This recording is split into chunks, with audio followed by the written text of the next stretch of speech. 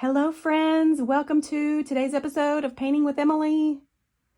It's Emily with Brown Cow Creatives, and I just wanted to come on and show you guys how to paint. I'm basically just going to show you the setup for my Herringbone Interchangeable Desktop Sign and what it includes, and I'm going to show you some quick painting tips, and then we will talk about insert releases and all the good stuff. So this is all of the stuff that you're going to get if you buy the Herringbone Interchangeable kit. I will ship them to you. However, a disclaimer on shipping, I'm also going to include this in the information on my website, but I have not yet tested how long these will last, the paint will last in these containers. They are airtight, they are plastic, they are not those the flimsy ones that have these are like screw on top. So they're good quality, and I'm hoping that they'll last at least 5 days. I am going to test them, but that will be a disclaimer on the website that if you buy it, once you get it, you need to use it pretty much right away. Or what I might also do is if you decide to ship it or have it shipped to you, I might just do an option where you can just forego the paint and maybe take a little bit of a discount off of that for not including the paint. So we'll talk about that. But I just want to show you what you're going to get in the kit. You'll get this frame. You will get the backer that will be white. You will not have to paint it white. Painting this big backer white and then using a toothpick to kind of dig out the paint that will get inside of these score lines is kind of a pain. So to make it easier on you, I just went ahead and I'm going to cut these on whiteboard. So it's going to be super easy for you. So, all right. So you're going to get this, you're going to get a free insert, which we're going to go over in just a second. And then you'll get the frame that goes on the outside of the square. You will get the frame that goes on the inside. You will get the stand and all of the other supplies that you need to complete it. So one thing that I was thinking about when I did mine, I already did one earlier. It's sitting on my desk. It's really cute. I love it. But it's stained. So if you do not want to, I'm not going to ship stained just because no, I'm not going to do it. And I'm not going to put it in kits either because it's liquid and it just has a tendency to make a disaster. And I don't want to do that to you. So what we're going to do instead is I'm going to show you how to faux stain with acrylic paint. So you're going to get like a brownish color, which is what we're going to use to stain both the frames and the stand. I actually accidentally cut this on the 3M backed wood. Yours will not have 3M on this. It will have it on this, and the little pieces, but not on this because you don't need it. So we're just going to do one side of that. But when you do it, you will do both sides, and we'll talk about that in a second. So what you need is you need a paper towel, you need some water. Oh, look at my little mat. It's so cute. It's the cutest little mat. I got it on Amazon, and it has this little water thing. It has all these little, it's a disaster already because I'm too lazy to completely clean it, but I use it all the time. It's fabulous. Okay, so here's how you faux stain. Faux stain. You're going to take a paper towel, just a paper towel. Actually, this is kind of like a shop rag, but you can use a paper towel too. It's the same thing. So you're going to get a little bit of paint on and then you're going to get water. And I probably actually got too much paint. So I'm going to kind of rub this off, and then I'm going to get more water. And what you're going to do is just apply it just like this. So I can already tell that that's too much paint. So I'm going to use a spot that does not have any paint on it, and I'm going to kind of rub it off. So what you want is for the wood grain to kind of show through. See how that's kind of showing through? So that's what you're going to do all the way down. And I really do kind of like that color, but you can do any color. So if you decide the darker brown doesn't really go with what your vibe is, after, you can do black. You can paint it. You can do gray. You can do any color. But I would definitely stick with like a neutral color because you know, this is going to be used for many, many seasons all year round, and you don't want it to clash with whatever it is that you are putting the insert, you know, the insert. So, all right, so there's that. So see how it's like, I don't know if you can see that or not, but you can still see the wood grain through it. And this color is actually burnt. It's, let me read that. It's burnt sienna. I think what I might end up doing is doing like just like a dark brown. This is almost a little too reddish for me. So that's what I'm probably going to do. I'll probably just put a different, and I'll definitely show it on the link on the website, but I'll probably do a darker brown. So, but that's the gist of it. So you're going to do that with this frame, and then you're going to do it with this frame. So I'll show you how I did that. Just really simple. You can also take a piece of sandpaper, which I'm going to show you in just a second. And the stain, I actually use stain. The stain that I used is from Hobby Lobby, and it is called, actually, that actually looks pretty good. I don't think I'm going to change that. I really like that. I think I might just leave it just like it is. So burnt sienna is probably going to be what we're going to go with. But you can do the same effect with any color paint that you want. Any color paint. So I'm going to do the same thing on the stand.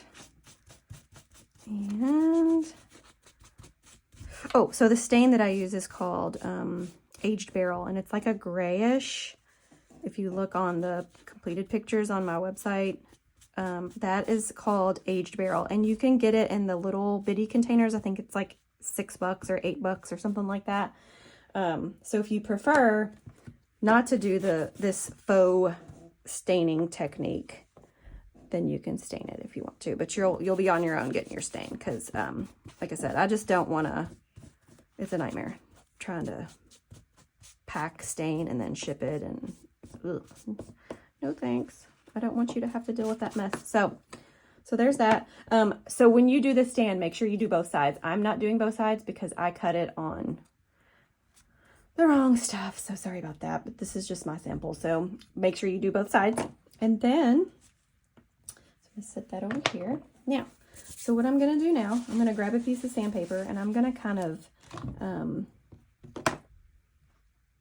distress the frames so they look a little more rustic. So you can use a piece of sandpaper, or you can use a sanding block like I'm going to use. And you kind of want to, it's still a little bit wet, so just kind of wait till it's dry. Don't do what I do, but I just want to show you. So you're going to go in and kind of sand the edges, just on the edge, so it reveals that.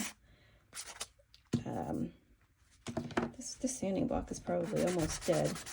It's not doing exactly what I want it to, but it's also probably because it's wet. So, but what you can do is you can, wait till it dries, and then you're going to go over the edges, and don't do the whole thing. You want to be kind of sporadic about it so that it looks like it's just kind of rustic looking. Actually, I kind of like that. So you just do that as much or as little as you want to. And then you're going to grab your white backer, and then you can just peel off the top layer of this. I have no nails, so this is really challenging. There we go. So you just peel off that top layer. It comes right off. And then you line it up right on your frame here, or on your backer rather. Just make sure that it's even on all the corners. That looks pretty good. And then for the score lines, you can do the same thing on the middle frame. On the score lines, oops, sorry. So on my other one, I accidentally put it too low, but I scored the lines so that you would know exactly where to put it. So you'll cover up the score lines, the edges of the score lines rather. Sorry, that was confusing. Okay, that looks pretty good. And there you go. And that's really all there is to it for that. And then I don't know if this is going to fit together because, oh yeah, it is. Okay, cool. So it's just going to look weird because you're going to be able to see the tape. See, yours won't look like that though. So you just slide those two pieces together, and then this just kind of sits just like that. And then when you're finished with your, it kind of sits at an angle, so you don't ever have to worry about this falling out. So once it's in, and then you use that little hole in the back to pop it out. All right, so let's set that aside. I'm going to show you guys some tips on painting your little pieces. Oh yeah, and tape. You're going to want to get some tape if you have tape at home. If you don't, it's not really a huge deal, but if you have any painter's tape or like masking tape, that works too. Just tear yourself a little piece off of it, and you're going to kind of fold it over so that it will stick to your surface that you're working on. And you're just going to lay it like that. And then you open your pieces. Okay, put that over there. So basically what this does is when you are using the sponge, and I'm going to show you how to do that in just a second, you don't have to worry about, sometimes if it's not taped down, when you, especially on the little pieces, when you tap, it wants to, the piece will want to lift up with the sponge, and taping it down will prevent that from happening. I see a little piece that I forgot to poke out. Okay, so I'm gonna put all of these here. I'm probably gonna speed this up so you guys don't have to watch this part.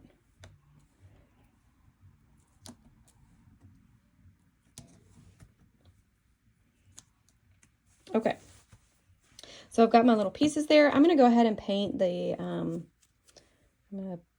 backer. So I'm gonna put a little bit of water on my sponge brush, and then I'm gonna grab this white.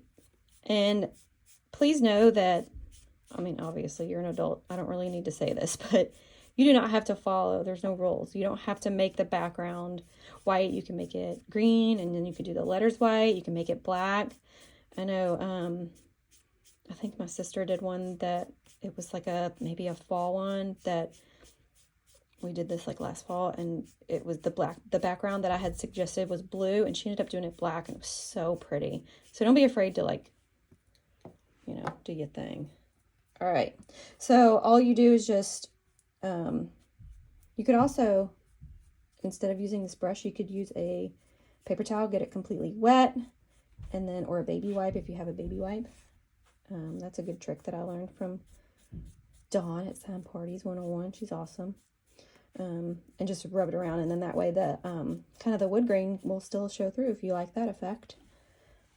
But I think I'm just going to use this just to show how to, now you'll kind of see that some of the lines will kind of show, but you don't really need to worry about that, because once you get your pieces on there, it's so not noticeable. All right, so that looks pretty good. I think. I'm gonna set that to the side now. This is the most important part. So when you, I'm gonna actually move this over. When you are painting your pieces, and you're gonna use your little makeup sponges, okay? It's very important that you do not use a lot of paint, because if you do, it is gonna be a mess, and it's gonna, with black, it really doesn't matter as much, but with the lighter colors, especially white, which we're not doing any letters white, but especially with white, if you continue to do these projects with me, you'll see that the white will seep over the edges, and it'll look really, really messy if you have too much paint on your little sponge. So all you gotta do, and I probably put way too much paint in here, which is, it's good for me to kind of gauge how much paint I'm gonna use. So I just dipped it in barely, and then I'm gonna use my mat. That's why I love this mat. I can just paint all over it. You're gonna dab most of that paint off so that there's hardly any paint left. And then you're gonna lightly dab, and you can go back. You can always add more paint, but you can't really take it away. Oh, and I just noticed that I didn't pick out that piece on his tail, so I'll get that in a minute. Okay, so less is more, trust me. So, and if it dries and you see, oh, it's not enough, well, guess what? You can go back and get some more paint. It's not a big deal. So that's it. I'm going to speed this part up, but again, it's the same technique. I'm going to barely have any paint on my sponge. And dab, dab, dab. If you get some on the side and you hate the way it looks, most people will say, okay, well, I guess I got to go in and paint all the edges. No, don't do that, because you think it's not going to take a long time. It takes forever, and it doesn't really look that great. So if that happens, take a Q-tip and put alcohol in it or on it, and then just rub the sides off and it'll come right off. Okay, I'm speeding this up.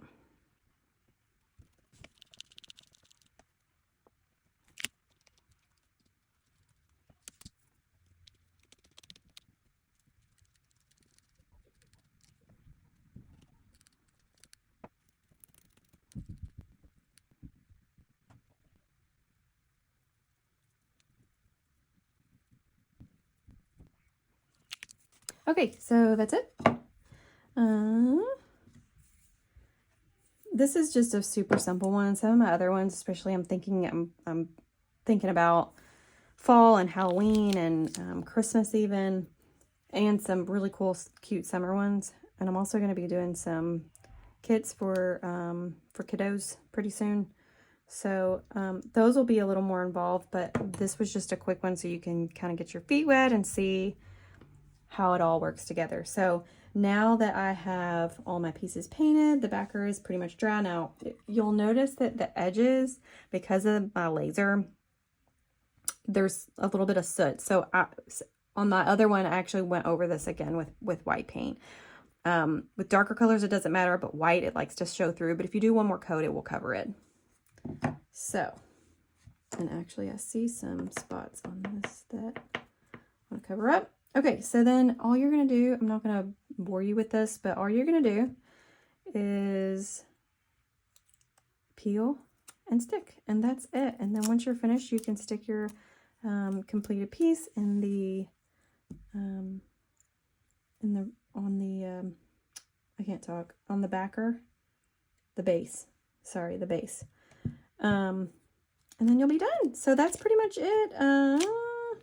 I actually think there's a heart included in this kit, and I must have dropped it or it got lost because I can't find it, but it will be in yours. It's a little heart, and I just put the little heart down at towards the bottom of the piece. So that's it. I hope this was helpful. If you have any questions, please let me know. If you have any requests for inserts or even other projects, this is the first of hopefully many projects that I'm going to be, I did want to show you this.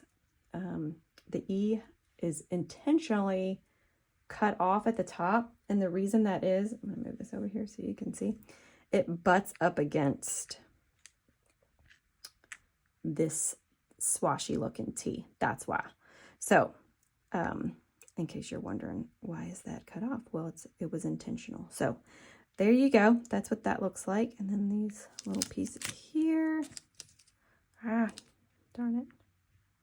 Sorry. There we go. Line that up right there. Actually, I think it was like that. There we go. Yeah. There we go. Okay.